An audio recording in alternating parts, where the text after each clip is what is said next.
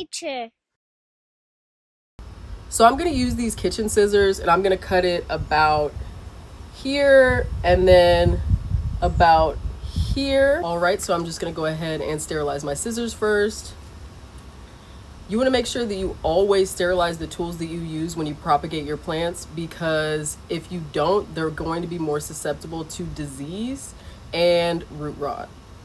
So I'm going to make my first cutting about 3.5 notches under the top cutting. So this little notch right here is a node, and you want to make sure that you include one of these in each piece of your cutting, and there's one in about every 3 notches for me in this plant.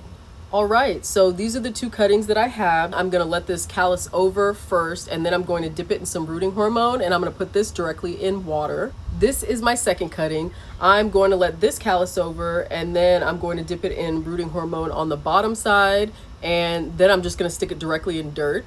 The most important part is to make sure that you let this callus over.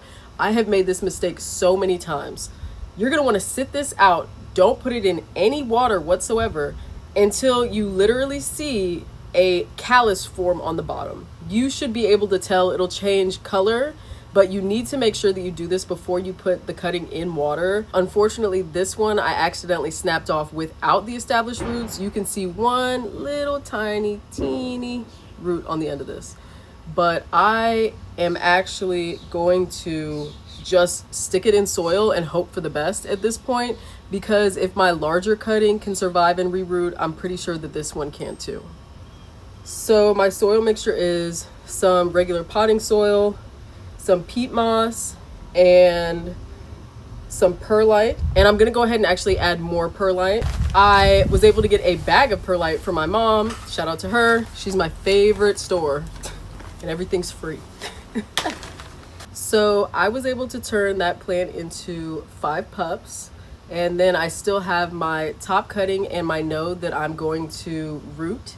I'm going to put the top cutting in water with some rooting hormone, and then I'm going to put the little cutting in soil, but I'm still going to dip it in root hormone too.